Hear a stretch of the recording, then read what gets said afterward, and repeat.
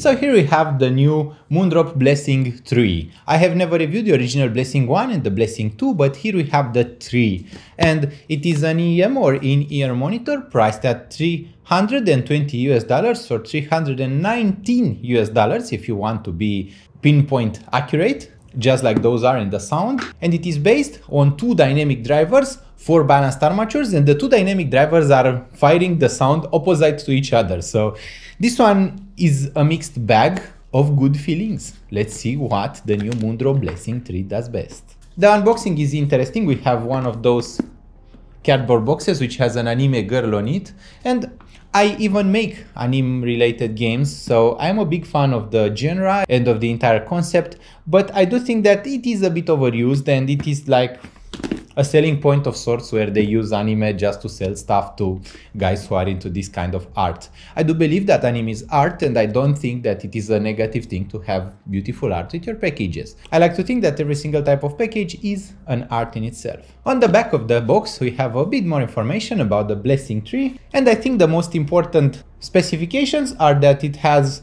a THD or total harmonic distortion below 0.5%, which is incredibly good for an IEM priced at $320 US.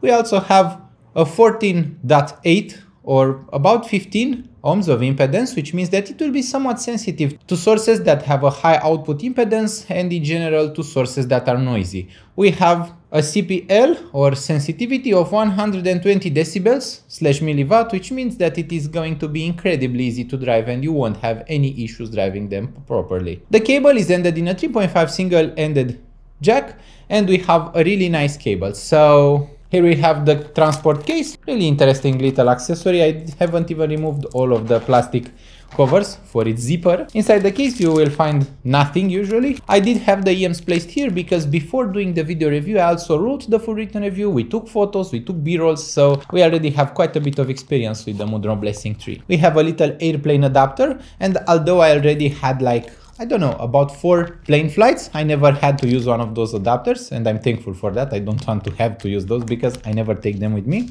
And here we have the IEMs or in-ear monitors, Moondrop Blessing 3. Really beautiful IEMs, I have to say this. The faceplate is made of stainless steel, which is really nice. We also have bodies made of resin, which are made in conjecture with Hey Gears, one of the largest 3D printing developer out there. So those are pretty much 3D printed, everything is supposed to be 3D printed. They have 6 drivers for each ear, and that is quite high. You can even see the dynamic drivers, and they have like little acoustic tubes that lead to your ear. There are 2 dynamic drivers playing for each ear, and they play opposite to each other, so they basically both push sound but in different ways. This in theory should be pretty helpful because when you have such limited space like inside of an IEM, you have to push more volume out. So just like they design speakers which are really large in size but usually use multiple drivers to get to the same loudness, this is what the guys at Moondrop decided to do as well. Spring 3 is an IEM with a good cable. This is a good cable. It is copper and it is silver plated, which I think is quite nice. But at the same time, the cable is a bit springy and a bit angle prone. So as you can see, it is a bit springy. It also tends to remember the kinks it had when you untangle it, and that could be a bit of an issue, I think, especially if you are in a hurry and you find it tangled. So they do have like this little strap of Velcro here that you can use to keep it tangle free. I did not use it and I have found it quite tangled. The cable is detachable and based on the 2-pin connectors, which I think is also pretty good. It is a very universal connector. You can have a lot of cables based on this connector. You have a selection of small, medium and large tips inside of the package, and you have ventilation on the Blessing 3. You can see that right on the IEM shell, so you don't have to be afraid about driver flex or about void when inserting and when pulling them out. As I said, the cable is of a good quality, it's pretty flexible and does not conduct microphonic noise, but I think that that part where it is a bit springy and a bit angle prone could be a bit problematic for some users. There is not a lot of information available about the 4 balanced armatures that are used inside of the Blessing 3, so I think that they are most likely Sonion or no less. It doesn't really matter. What matters is the sound actually, because you know, you won't be purchasing those just to look at the technical specification. You are going to be purchasing them to listen to some music. For that, I can confirm that it is not very hard to drive them, so you don't have to worry too much about the source. Although in all likeliness, you should worry a bit about having a high quality source because they are quite revealing and quite detailed. Now, what that means is that they can present a lot of detail in music. For example, in rock or in pop or in metal, they will have a really detailed, really punchy sound. And the main point with those is that they are quite neutral. So most IEMs, when they are detailed, they tend to be one of two. They either tend to be really bright or neutral. There are very few detailed presentations that are smooth or warm. So those fall into the neutral category. Basically, you have a pretty neutral, slightly uplifted bass, which has most of the energy between 40 and 80 Hertz. So in the mid kind of bass body, mid bass, there is not a lot of sub bass, so they don't rumble your jawline quite that much, but they do have a good amount of mid bass.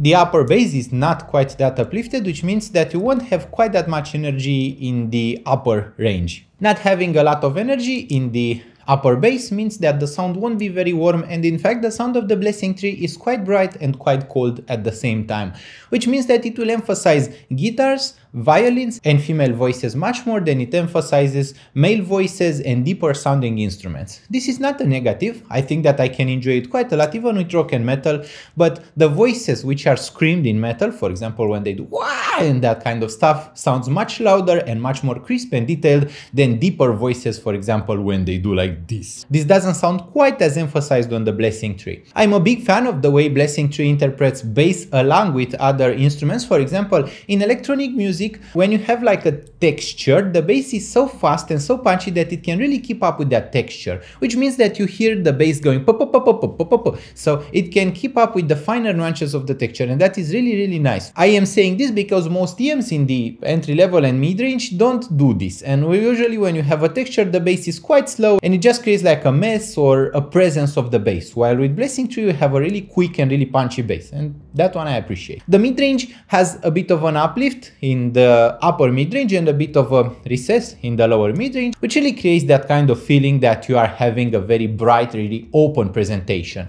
This being said, the soundstage though is not quite that wide, but it is rather deep and rather natural in size, so you have both equal depth and width, which creates a really pleasing presentation. The instrument separation is incredibly good. I really enjoy the instrument separation and I really enjoy the overall definition and detail of the Blessing Tree. While with a tuning and a signature like this, you can't call them quite universal, the bright, extremely vibrant, vivid and really lifelike treble really brings a sparkle to the whole signature, and I think that with the Blessing Tree the whole concept was to create an IEM that sounds alive, airy and as detailed as possible.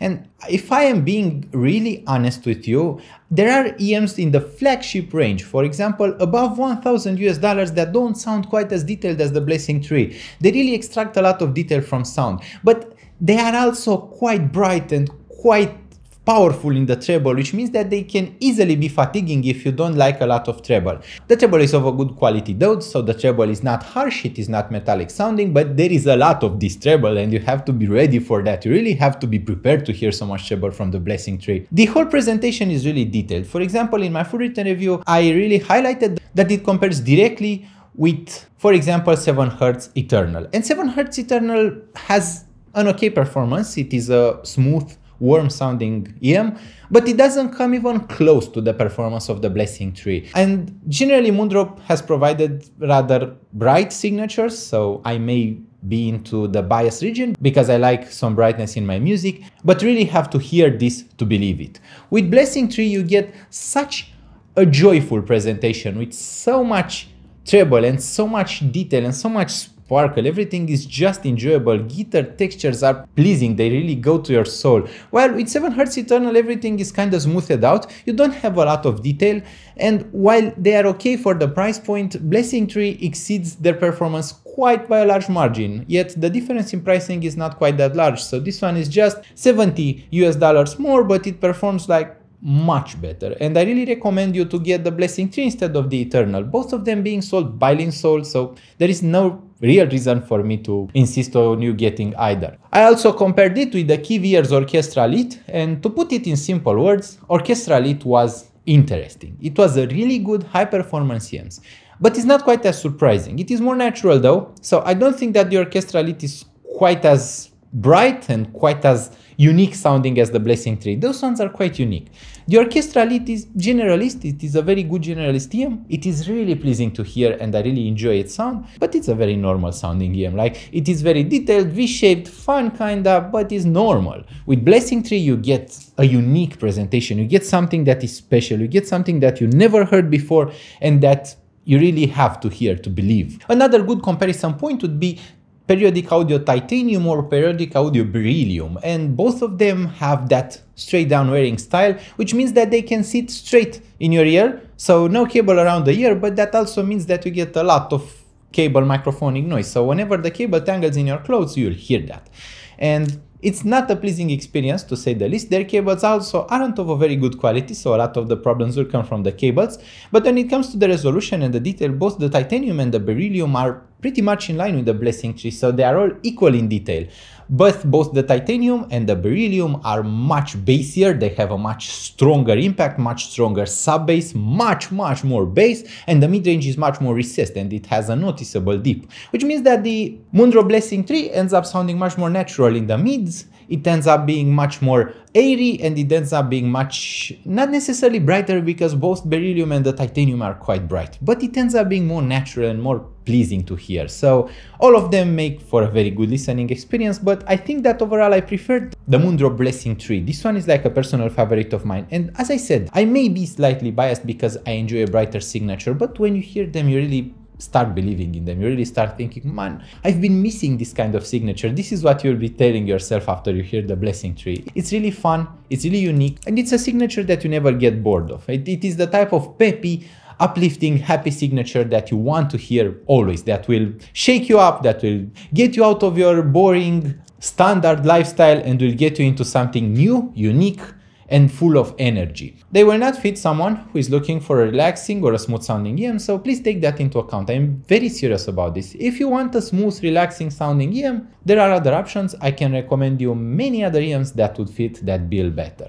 Now with those, if you want something energetic, I really recommend them. I also recommend you to subscribe to my channel, that would mean a lot to me. Also, please leave a like on this video and share it with your friends. I would appreciate if you could donate something. I have a PayPal link in the video description, and don't forget, I do add purchase links for those in the video description so that you can get them at the best price that they are currently available at. I update those links often so that you get the best deals, and also I tend to recommend Amazon so you have a large return window to experiment a bit with your own tastes. Thank you so much for watching, and I hope we'll see each other really soon. Bye bye!